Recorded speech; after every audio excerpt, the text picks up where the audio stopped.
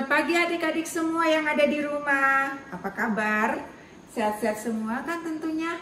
Nah, di minggu hari ini Kak Linda dan Sanesa akan menemani adik-adik untuk beribadah bersama-sama di rumah. Betul sekali Kak Linda. Tentu dengan semangat yang menyala-nyala, kita akan mulai ibadah kita dengan menyanyikan lagu dari Terbit Matahari yang dimedley dengan lagu Saya Bergirang.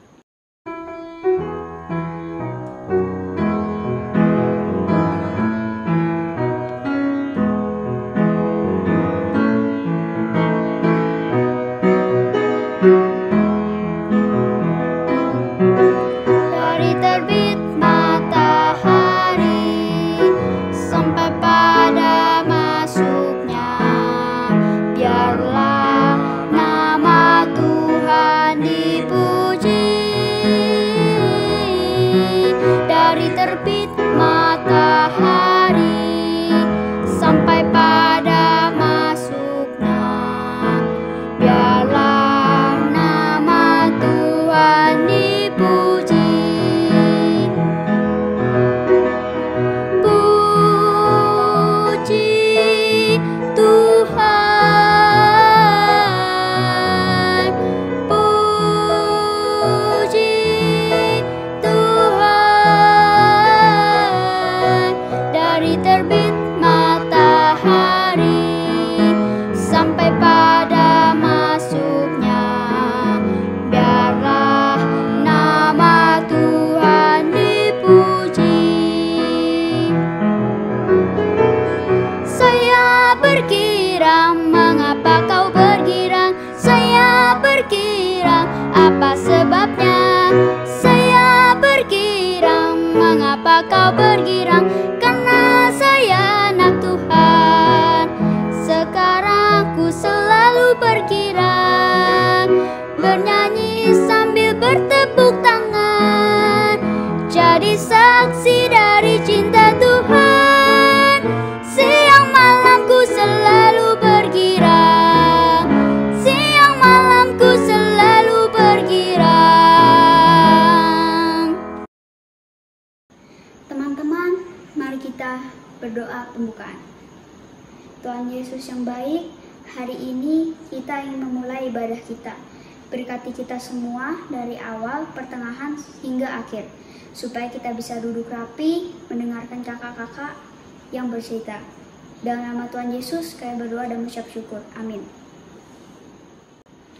Ya, kita semua bergirang seperti lagu tadi ya Sanesa, karena Tuhan itu begitu baik, setia, dan penuh kasih kepada kita semua. Walaupun kadangkala kita seringkali membuat Tuhan Yesus marah, kecewa, ataupun sedih, seperti bangsa Israel. Nah, satu lagu pujian akan kita naikkan kembali, yaitu berjudul Setiamu Tuhanku Tiada Bertara.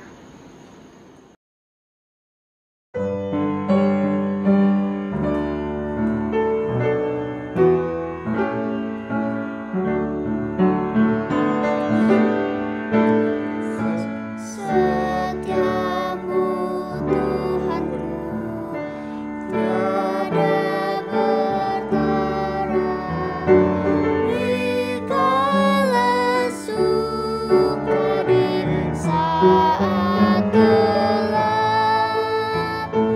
Kasih-Mu Allahku tidak berubah, kala perlindungan abadi tetap. Setiamu Tuhanku mengaruhi hatiku, setiap pagi bertambah jelas. Yang ku perlukan tetap Kau berikan, sehingga aku pun puas lelah.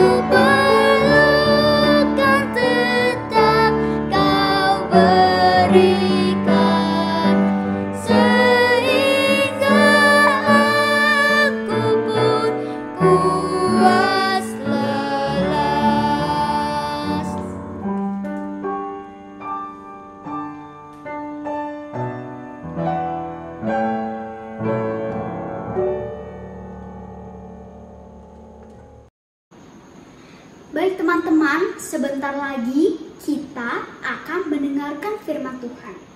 Kita akan siapkan hati kita dan pikiran kita untuk mendengarkan firman-Nya. Adapun tema kita hari ini adalah dari perbudakan ke tanah perjanjian yang akan disampaikan oleh Kak Aham. Ya. Adik-adik, kita semua tahu bagaimana sikap dan perbuatan bangsa Israel yang sering membuat Tuhan Yesus marah, kecewa, ataupun sedih. Nah, nanti Kak Ang akan menceritakan tuh bagaimana perjalanan bangsa Israel yang panjang dan Tuhan tetap setia dan mengasihi bangsa Israel. Wow, menarik sekali ya ceritanya pasti. Sudah tidak sabar lagi kan? Tapi sebelumnya kita akan menaikkan lagu Yesus Sayang Padaku.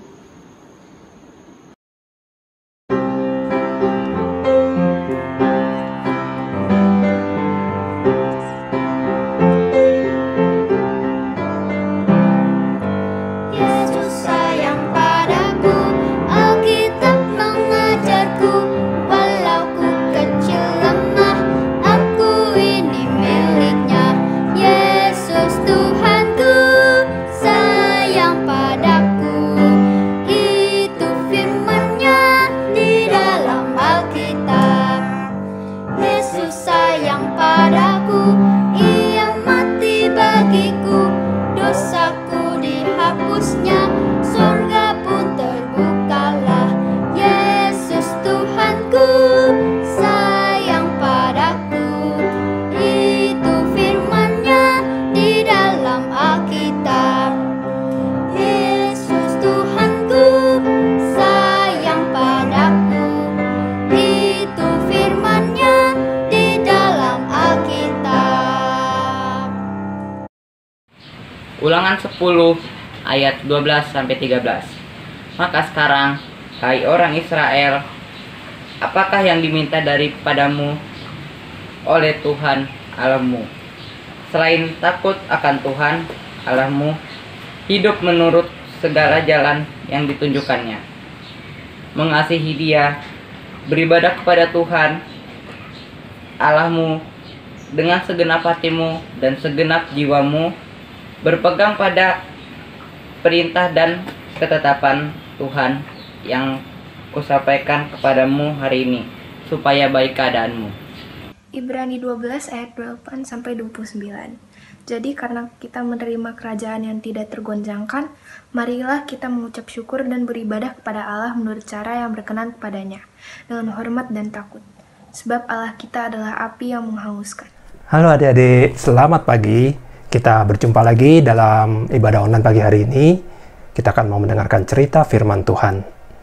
Tapi sebelumnya, kita berdoa dulu. Mari kita bersatu dalam doa. Tuhan, terima kasih. Kami masih boleh beribadah pada pagi hari ini. Kami boleh mendengarkan cerita firman Tuhan. Tuhan berkati kami semua kalau kami boleh mendengar firman Tuhan dengan baik dan kami boleh mengerti maksud dan rencana Tuhan. Urapi hamba yang menjadi penyampai firman Tuhan, kiranya Tuhan yang sucikan dan kuduskan hamba, sehingga Tuhan bisa memakai hamba untuk menyampaikan firman Tuhan sesuai dengan kehendak-Mu. Terima kasih Tuhan buat ibadah pada pagi hari ini. Kalau kami boleh mendengar firman Tuhan, kami mengucap syukur. Dalam nama Tuhan Yesus, Tuhan dan Juru Selamat kami berdoa. Amin. Ya adik-adik, hari ini bahan kita adalah dari Kitab Keluaran hingga Kitab Rut. Ya, kita akan membahas secara review kitab ini dari Keluaran sampai Rut. Jadi kalau seperti ibaratnya kalau kita masuk dalam suatu hutan, ketika kita di dalam hutan, kita hanya bisa melihat pohon-pohon yang indah, kita bisa lihat ada binatangnya, kita bisa lihat detail-detail dari hutan itu. Tapi kita ketika melihat hutan itu dari atas, kita akan melihat dengan cara yang berbeda. Kita bisa melihat begitu banyak pohon-pohon yang ada. Yang tadinya kita lihat hanya beberapa pohon yang terlihat karena kita ada di dalam hutan itu, sekarang kita bisa lihat begitu luasnya pohon itu, ada sungainya ternyata, ada gunung-gunungnya, terus juga di kejauhan ada apa gitu bisa kelihatan semua. Jadi kalau kita melihat dari atas, kita melihat dengan cara yang berbeda. Seperti itu juga pelajaran kita hari ini. Adik-adik sudah belajar dari kitab Keluaran sampai Rut, dari pelajaran minggu ke minggu hingga Rut yang kemarin di minggu yang lalu. Nah, saat ini kita melihat secara garis besar di atas. Kita melihat seperti apa sih kejadian itu sebenarnya, mulai dari Keluaran hingga Kitab Rut. Bagaimana sih urutannya? Dan apa yang bisa kita ambil dari situ? Ya, ini menarik. Mari kita ikutin. Kita lihat gambar di samping ini. Lewat review nanti, kita lewat gambar ini, kita akan bisa melihat secara cepat dari keluarnya bangsa Israel hingga masuk tanah Kanaan, terus nanti kita akan masuk ke Hakim-Hakim dan Rut secara singkat. Kita akan melihat nanti ada hal yang menarik yang bisa kita lihat dengan melihat review seperti ini. Mari kita mulai dari nomor 1. Ya. Poin ke-1 menggambarkan lokasi orang Israel di tanah Mesir. Ya, mereka tinggal di tanah Goshen. Dan setelah Yusuf meninggal, mereka menjadi bangsa yang besar, jadi jumlahnya banyak, tapi diperbudak oleh Mesir. Mereka berseru-seru kepada Tuhan, dan Tuhan memberikan pembebas dan mengirimkan Musa dan Harun untuk memimpin bangsa Israel keluar dari tanah Mesir. Kita lihat bahwa bagaimana Tuhan mengeluarkan bangsa Israel dari tanah Mesir, itu luar biasa. Ada 10 tulah, dan tulah yang terakhir adalah ketika seluruh anak sulung tanah Mesir mati. Tapi tidak untuk bangsa Israel. Karena bangsa Israel minta Tuhan untuk mengoleskan darah domba di palang pintu rumah mereka. Setiap rumah yang ada olesan darah domba di palang pintunya, anak sulungnya tidak akan mati. Tapi di luar itu, mati. Jadi, seluruh anak sulung di Mesir mati, dan bangsa Israel tidak ada masalah. Ya, akhirnya Firaun membiarkan bangsa Israel bisa keluar. Dan dari poin yang ke-1, bangsa Israel berjalan keluar. Dan mereka sampai ke poin kedua adalah ketika menghadapi Laut Merah. Di depan Laut Merah, di belakang tentara Mesir mengejar. Bagaimana mereka?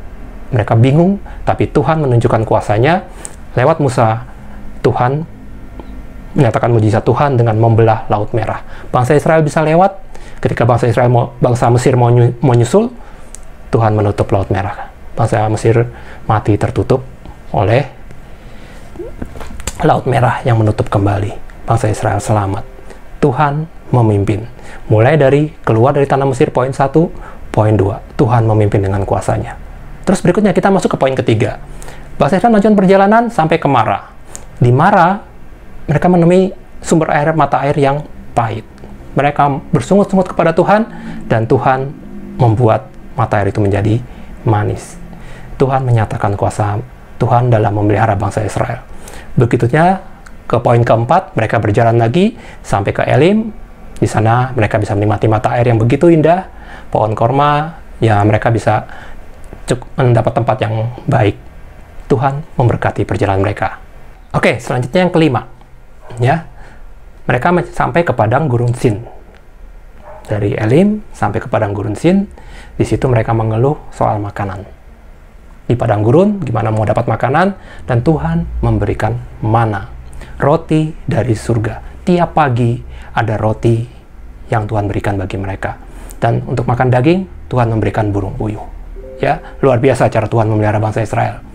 Terus dari padang gurun Sin, mereka sampai di Masa dan Meriba. Di situ, itu poin yang ke-6 ya.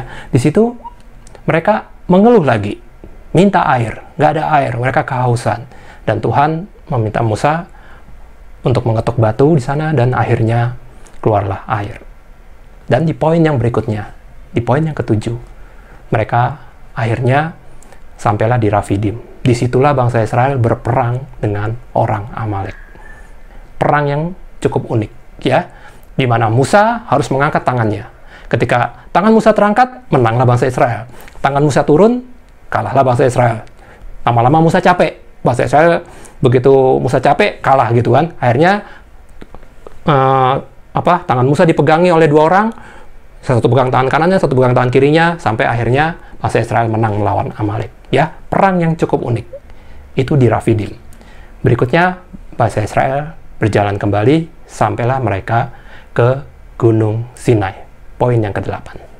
Ya, yang nomor 8 adalah bangsa Israel dalam posisi di daerah Gunung Sinai.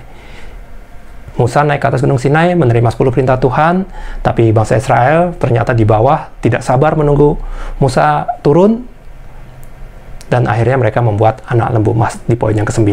Kita lihat bangsa Israel menyembah anak lembu emas, dan itu membuat Tuhan sangat marah.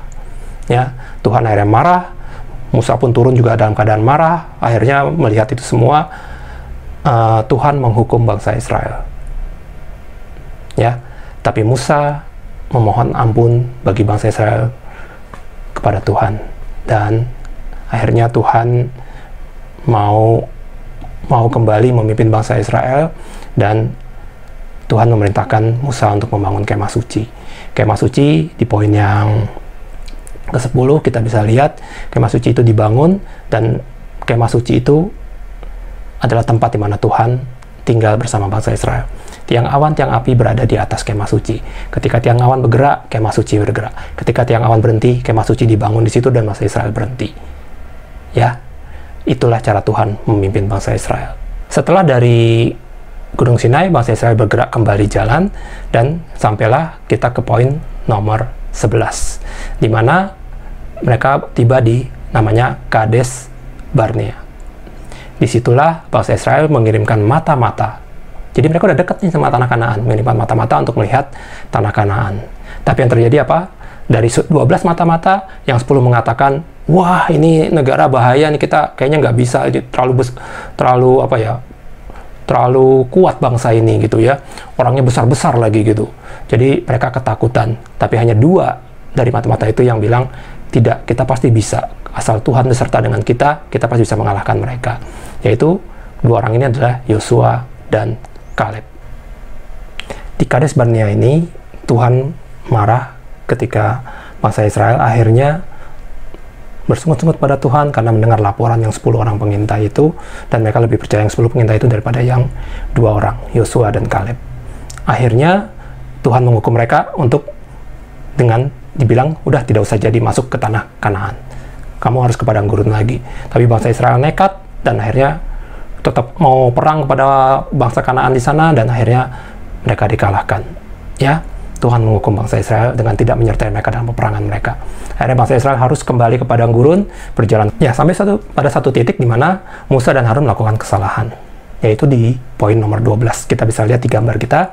Di situ kira-kira kejadiannya, Musa saat itu menghadapi bangsa Israel yang marah, bersungut-sungut minta air. Musa akhirnya marah juga kepada bangsa Israel, dan dia akhirnya membawa tongkatnya dengan marah. Tuhan sudah bilang kepada Musa, katakan kepada batu itu, keluarlah air, maka dia akan keluar airnya. Tapi Musa karena saking marahnya, dia bukan mengatakan kepada batu, dia mengetoknya.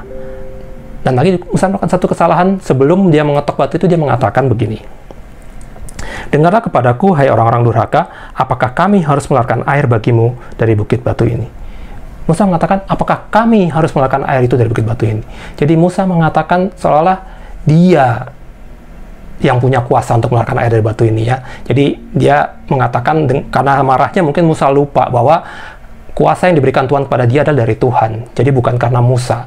Musa melakukan kesalahan itu, dan akhirnya Tuhan menghukum Musa, dan Musa diberitahukan bahwa dia tidak akan bisa masuk ke tanah Kanaan. Ya, berikutnya bangsa Israel melakukan perjalanan kembali. Setelah melanjutkan perjalanan, mereka sampai di dekat Moab.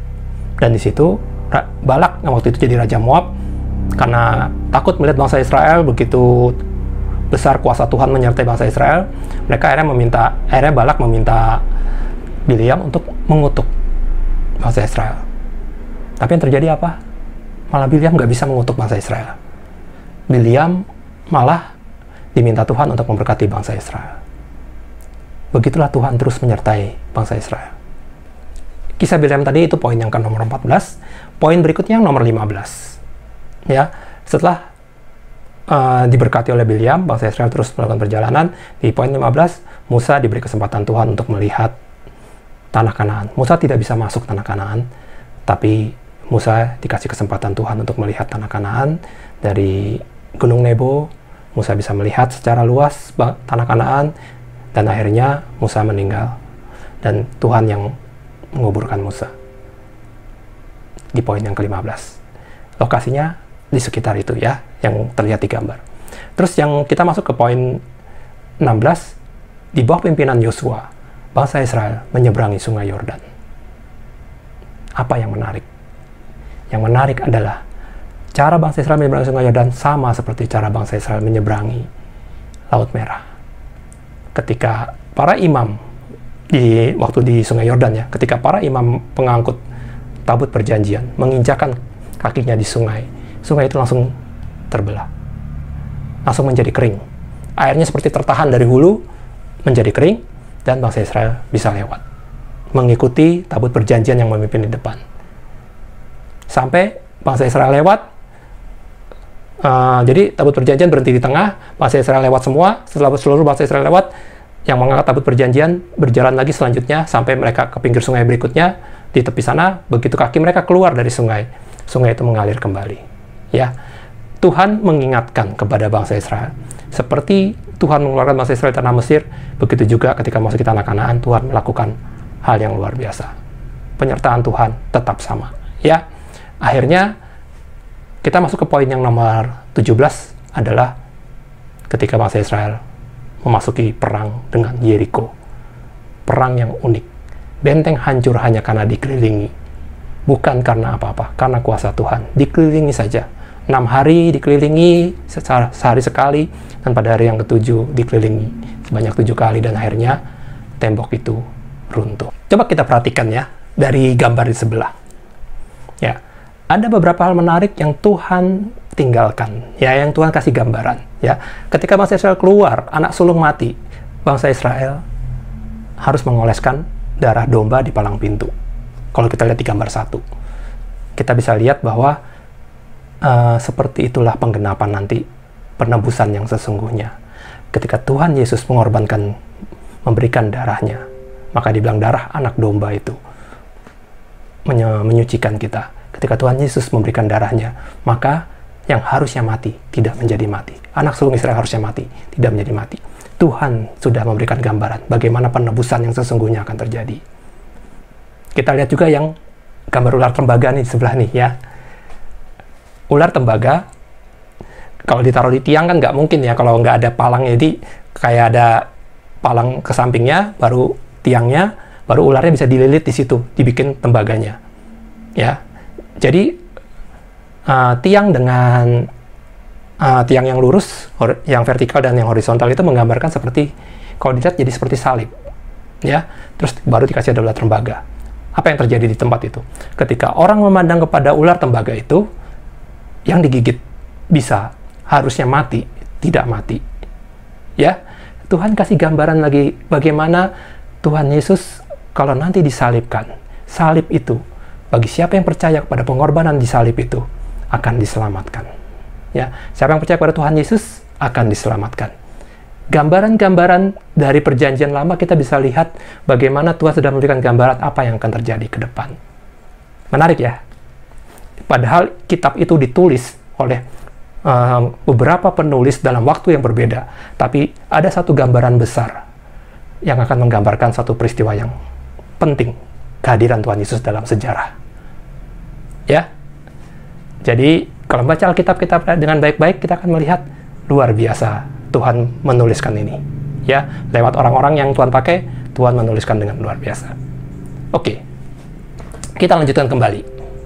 Setelah dari Kanaan, setelah sampai ke mengalahkan Yeriko, akhirnya Yosua meneruskan mengalahkan bangsa-bangsa lain yang ada di tanah Kanaan itu sampai seluruh bangsa Israel seluruh suku bangsa Israel memperoleh tanah. Dan setelah Yosua mati, masuklah mereka ke masa hakim-hakim. Nah, di masa hakim-hakim ini, setelah sekian tahun berlangsung, setelah Yosua tidak memimpin lagi, bangsa Israel kembali menjadi bangsa yang jahat di mata Tuhan. Akhirnya apa? Tuhan menghukum. Nah, kisah hakim-hakim menarik, karena setiap bangsa Israel jahat, Tuhan menghukum, bangsa Israel berseru pada Tuhan, Tuhan mengirimkan seorang hakim memimpin, dan Tuhan memberikan kemenangan bagi bangsa Israel. Jadi, Tuhan menghukum dengan bangsa Israel dikalahkan oleh bangsa lain, dijajah kira-kira seperti itu, dan akhirnya Tuhan memberikan hakim, bangsa Israel dibebaskan. Begitu berulang-ulang dengan hakim-hakim yang ada. Jadi, kitab hakim-hakim menggambarkan bagaimana bangsa Israel jatuh karena dosa mereka. Terus ada hakim yang dikirim membebaskan mereka, mereka hidup benar, tapi setelah hakimnya nggak ada, jatuh lagi ke dalam dosa. Begitu terus ya, siklus berulang. Dan di masa hakim-hakim inilah ditulis ada sebuah kisah tentang keluarga Naomi dan Ruth. Kalau kalian adik-adik semua ngikutin kisah yang lalu, bagaimana Naomi yang tadinya begitu berduka cita karena suaminya, anak-anaknya meninggal. Dia hanya tinggal bersama, menantunya ada 2. Hanya Ruth yang mau ikut sama dia. Jadi hidup dia udah sengsara lah. Tapi Tuhan mengubahkan hidup mereka dengan adanya Boas yang akhirnya mau menebus Ruth menjadi istrinya. Dan keluarga Naomi menjadi berbahagia karena dengan hadirnya anak dari Boas dan Ruth. Ya, Tuhan memakai hidup orang-orang yang sederhana ini untuk satu rencana yang besar. Apa? Karena di kitab Rut terakhir ditutup dengan bahwa anak dari Rut menjadi kakek moyang dari Tuhan Yesus, ya. Jadi anak dari Rut nanti akan melahirkan, setelah beberapa generasi akan melahirkan Daud, raja Israel yang besar, dan setelah itu dari Daud beberapa generasi akhirnya sampai kepada Tuhan Yesus, ya. Naomi yang merasa hidupnya sudah tidak berharga lagi dan dia merubah namanya menjadi Mara, menjadi karena pahitnya kehidupan, tapi sebenarnya Tuhan sedang memakai kehidupan Naomi dan kehidupan Rut menjadi suatu bagian dari garis sejarah penting kehadiran Tuhan Yesus nanti. Ya, kita lihat Rut orang yang setia, Rut orang yang berani mengambil keputusan mengikuti Naomi. Boas orang yang murah hati, Boas orang yang taat juga kepada aturan-aturan bangsa Israel waktu itu, bahwa kalau dia menebus dia harus mengikuti segala aturan itu, dia ikuti semua. Dan Boas murah hati kepada Rut. Dan Tuhan memberkati lewat orang-orang ini. Lewat kisah yang sudah kita lihat tadi, dengan gambar di sebelah tadi, mulai dari keluar dari tanah Mesir, hingga sampai Kanaan, dan setelah dari Kanaan, masuki masa hakim-hakim, dan ada kisah Rut di dalamnya itu, kita bisa melihat bahwa Tuhan adalah Tuhan yang setia. Tuhan yang berjanji dan terus memegang janjinya. Waktu boleh berlalu, tapi janji Tuhan tetap dikenapi. Itu yang pertama kita lihat. Bangsa Israel berubah setianya. Kadang-kadang taat, kadang tidak. Ketika taat, mereka sungguh-sungguh taat. Ketika tidak, mereka akhirnya melawan Tuhan dan Tuhan menghukum mereka. Tapi kasih Tuhan tetap bagi bangsa Israel. Tuhan tetap memberkati. Sehingga bangsa Israel tetap bisa masuk tanah Kanaan. Tuhan tetap memberikan janji kepada Abraham bahwa akan ada tanah, tetap dijalankan. Menjadi bangsa yang besar? Ya, jadi bangsa yang besar. Jadi berkat bagi bangsa-bangsa pada berikutnya, ketika nanti pada masa Tuhan Yesus, bangsa Israel menjadi berkat bagi seluruh bangsa-bangsa lewat penebusan Tuhan Yesus. Ya, jadi kita bisa lihat Tuhan punya janji meskipun waktunya panjang, janji itu tetap dijalankan. Meskipun Israel berubah setia, Tuhan tetap pegang janjinya. Ya, kita adik-adik semua dengan membaca dari kitab Keluaran sampai Rut, kita melihat bahwa kita punya Allah yang seperti itu. Makanya adik-adik, peganglah janji Tuhan. Peganglah kepada Tuhan. Setialah kepada Tuhan. Karena dia tidak pernah ingkar pada janjinya. Tuhan akan menyertai kita. Tuhan berkata, kalau kamu setia, kamu taat, dan kamu mengikuti apa yang Tuhan kehendaki, Tuhan akan memberkati. Berkat Tuhan akan menyertai. Yang kedua, kita belajar tentang Tuhan kita yang seperti apa. Kalau kita lihat banyak peristiwa yang terjadi selama masa itu, kelihatannya peristiwa itu banyak yang kelihatan biasa-biasa. Tapi sebenarnya Tuhan sedang menggambarkan sesuatu. Seperti tadi yang sudah kita gambarkan, bahwa waktu bangsa Israel mengolaskan darah anak domba, itu akan menggambarkan tentang penebusan yang akan dilakukan oleh Tuhan Yesus. Patung tembaga akan menggambarkan seperti itu juga. Setiap orang yang melihat kepada patung tembaga, digigit ular akan sembuh, tidak jadi mati. Orang yang percaya kepada kuasa penebusan di bawah salib Tuhan Yesus, orang yang percaya kepada Tuhan Yesus akan diselamatkan, tidak mati. Tuhan sudah memberikan gambaran-gambaran lewat peristiwa-peristiwa yang kelihatannya terjadi, menurut kita mungkin terjadi begitu saja, tapi Tuhan sedang memberikan gambaran-gambaran yang penting. Dan Tuhan memakai orang-orang yang biasa. Musa, Tuhan pakai dengan luar biasa.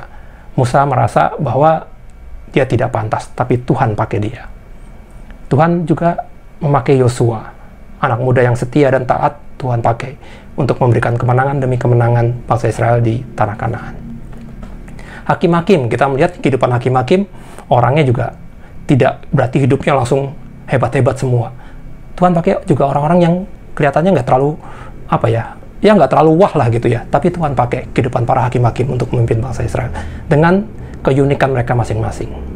Dan ketika kita masuk kepada Rut, bahkan Naomi dan Rut, Naomi yang merasa hidupnya sudah tinggal pahitnya doang, tapi ternyata Tuhan sedang merancangkan keturunan dari Rut yang adalah juga menantunya Naomi, dan Rut dan Boas akhirnya keturunannya menjadi garis keturunan Tuhan Yesus. Ya, kehidupan yang rasanya bagi Naomi sudah nggak ada, mungkin sudah nggak ada bagusnya lagi, tapi sebenarnya Tuhan sedang merancangkan sesuatu yang bagus. Jadi adik-adik, Tuhan bisa pakai siapa saja, orang yang mau Tuhan pakai untuk kemuliaan Tuhan. Jadi kalau adik-adik mau dipakai Tuhan, bukan berarti harus hebat, harus bisa ini bisa itu, tidak. Tapi yang pertama adalah kita mau nggak setia dan taat kepada Tuhan. Kita mau nggak ketika kita belajar di sekolah, kita belajar karena kita juga percaya bahwa Tuhan memberkati pelajaran kita dan suatu saat Tuhan bisa pakai saya. Ketika kita sedang melayani, mau nggak kita dipakai? Setiap talenta yang Tuhan sudah kasih, kita berikan kepada Tuhan. Tuhan akan pakai. Ya, Tuhan bisa pakai siapa saja. Terus yang terakhir adalah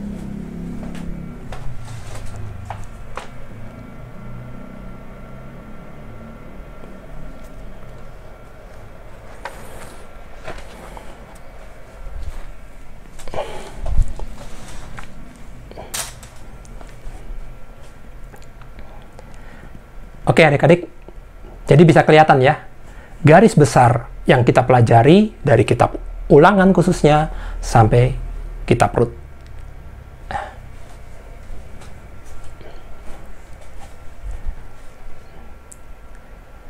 Oke adik-adik, jadi sudah kelihatan ya, bahwa garis besar yang kita pelajari dari kitab Keluaran sampai kitab Rut. Ya, kita melihat Tuhan yang memegang janji Tuhan, Tuhan yang memenuhi janji Tuhan, Tuhan yang memimpin bangsa Israel dengan segala permasalahannya, dan Tuhan tetap menjaga mereka. Ya, kita punya Allah seperti itu. Jangan lupa ya adik-adik ya. Setelah kitab Rut, akan ada kitab-kitab berikutnya akan dipelajari, sampai terus nanti sekitar tahun depan mungkin kita akan sampai kepada kitab Wahyu. Jadi, ikuti terus sekolah minggu ini, kita belajar sama-sama, dan lewat pelajaran ini kita semakin mengenal Tuhan yang setia, Tuhan yang selalu memenuhi janjinya, Tuhan yang mengendalikan segala sesuatu. Seolah-olah hidup kita mungkin merasa biasa aja, tapi sebenarnya Tuhan bisa pakai hidup kita untuk sesuatu yang besar yang kita tidak tahu, seperti Naomi dan Rut. Tuhan mengendalikan segala sesuatu, Tuhan berkuasa, Tuhan bisa mengatur segala sesuatu, dan Tuhan yang terus bekerja hingga saat ini. Ingat itu ya adik-adik, Allah kita, Allah yang setia, Allah yang mengendalikan segala sesuatu, dan Allah yang terus bekerja. Kita bisa bergantung pada Allah kita ini, dan kita bisa menyerahkan hidup kita kepada Allah kita. Tuhan hanya minta setia, taat, dan berkat Tuhan akan menyertai. Seperti kitab Ulangan yang tadi dibacakan adalah seperti berikut. Maka sekarang, hai orang Israel, apakah yang dimintakan daripadamu oleh Tuhan Allahmu selain dari takut akan Tuhan Allahmu, hidup menurut segala jalan yang ditunjukkannya, mengasihi Dia, beribadah kepada Tuhan Allahmu dengan segenap hatimu dan dengan segenap jiwamu, berpegang pada perintah dan ketetapan Tuhan yang kusampaikan kepadamu pada hari ini, supaya baik keadaanmu. Tuhan memberkati kita semua. Mari kita bersatu dalam doa. Tuhan, terima kasih, kami mengucap syukur hari ini kami boleh mendengar firman Tuhan. Tuhan, kami sebagai anak-anak-Mu, tolong kami untuk belajar setia, taat, dan tolong kami boleh semakin mengerti bahwa Engkau adalah Allah yang besar, Allah yang berkuasa, Allah yang memenuhi segala janjinya, dan Allah yang sungguh menjaga dan melindungi kami. Tolong kami Tuhan, untuk bisa menjadi anak-anak-Mu yang menyenangkan hati Tuhan, untuk setia dan taat kepada Tuhan, mengikut Tuhan selalu. Terima kasih Tuhan buat firman-Mu pada hari ini. Berkati kami semua, berkati dalam pergumulan kami, anak-anak-Mu khususnya yang masih sekolah, Tuhan yang berkati, supaya Tuhan yang berkati dalam studi mereka, khususnya dalam masa-masa pandemi dan dengan online ini, mereka tetap bisa belajar dengan baik. Terima kasih Tuhan. Dalam nama Tuhan Yesus kami berdoa. Amin.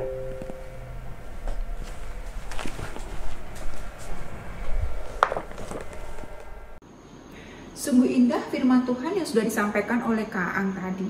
Kita percayakan adik-adik bahwa Tuhan Yesus begitu sayang kepada kita, begitu setia dan mengasihi kita, walaupun seringkali kita membuat Tuhan itu marah, kecewa, ataupun sedih. Dan pesan Kak Linda buat adik-adik yang ada di rumah untuk tetap setia bersama dengan Tuhan dan memperbarui kehidupan kita agar kita senantiasa mensukakan hati Tuhan. Teman-teman, kita akan menaikkan doa-doa syafaat kita. Doa syafaat kita akan dipimpin oleh teman-teman kita. Mari kita berdoa. Mari kita berdoa. Bapa di sorga, terima kasih kami sudah bisa bersekolah minggu walaupun masih online. Berkatilah persiapannya dan agar kami bisa mengikuti sekolah minggu online ini dengan tertib. Bapa, kami juga berdoa untuk bangsa dan negara supaya virus corona ini bisa berlalu dan kami bisa bertemu lagi bersama. Bapa, kami juga berdoa agar kami sebagai anak-anak tetap semangat untuk PJJ.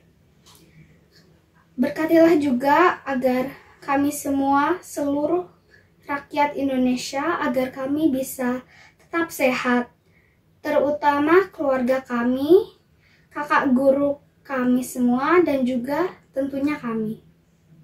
Terima kasih Bapak, hanya di dalam namamu kami berdoa dan mengucap syukur. Amin.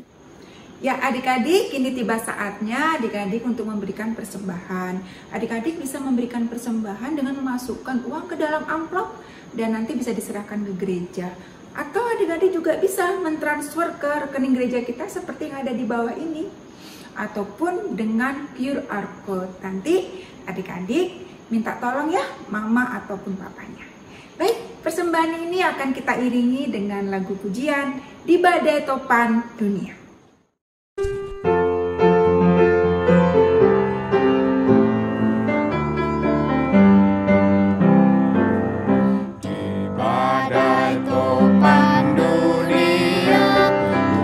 Perlindunganmu, kendati goncang semesta, Tuhanlah perlindunganmu.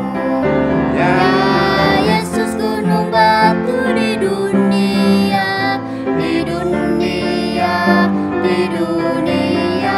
Ya Yesus, gunung batu di dunia, tempat berlindung yang teguh.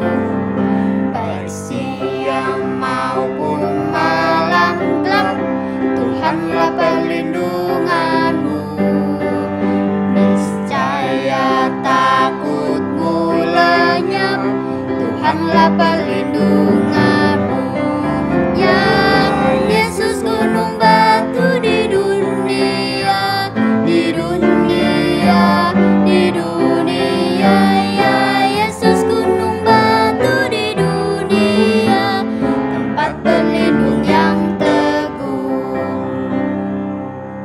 Teman-teman, mari kita berdoa persembahan.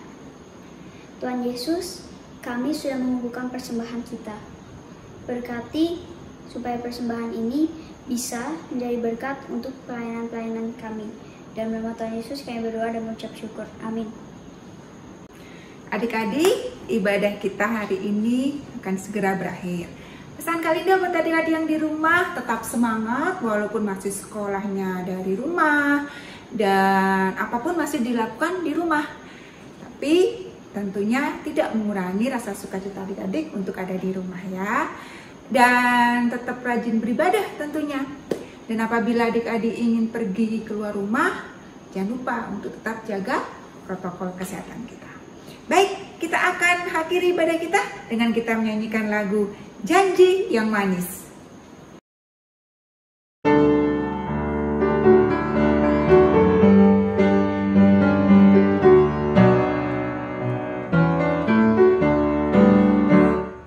Janji yang manis kau tak kulupakan, tak terombang-ambing lagi jiwaku. Walau lembah hidupku penuh awan, nantikan cerahlah langit di atasku.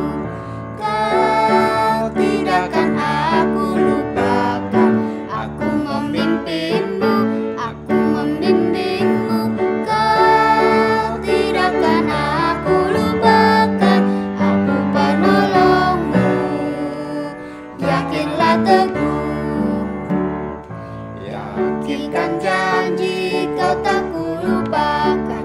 Dengan sukacita aku jalan terus. Dunia dan kawan tiada ku harapkan, satu yang setia, Yesus penebus. Kau tidak akan aku lupakan. Aku memimpinmu, aku membimbingmu. Kau tidak akan aku lupakan. Aku penolongmu, yakinlah teguh. Mari adik-adik kita berdoa penutup. Tuhan Yesus, terima kasih ibadah kami sudah selesai. Terima kasih sabda firman yang boleh Tuhan taburkan lewat Kak Ang. Biarlah itu menjadi pengingat kami Tuhan, untuk kami boleh setia di dalam segala keterbatasan kami di dalam Tuhan. Dan bila sebentar lagi kami akan undur dari ibadah ini dan kami akan melanjutkan aktivitas pemberian Tuhan, kiranya Tuhan senantiasa memberkati kami. Dan sebelum kami akhiri, kami akan berdoa Bapa kami. Bapa kami yang ada di surga, dikuduskanlah namamu, datanglah kerajaanmu, jadilah kehendak-Mu di bumi seperti di surga. Berikanlah kami pada hari ini makanan kami yang secukupnya, dan ampunilah kami akan kesalahan kami seperti kami juga mengampuni orang yang bersalah kepada kami. Dan janganlah membawa kami ke dalam pencobaan, tetapi lepaskanlah kami daripada yang jahat, karena Engkau yang punya kerajaan, kuasa, dan kemuliaan sampai selama-lamanya. Amin.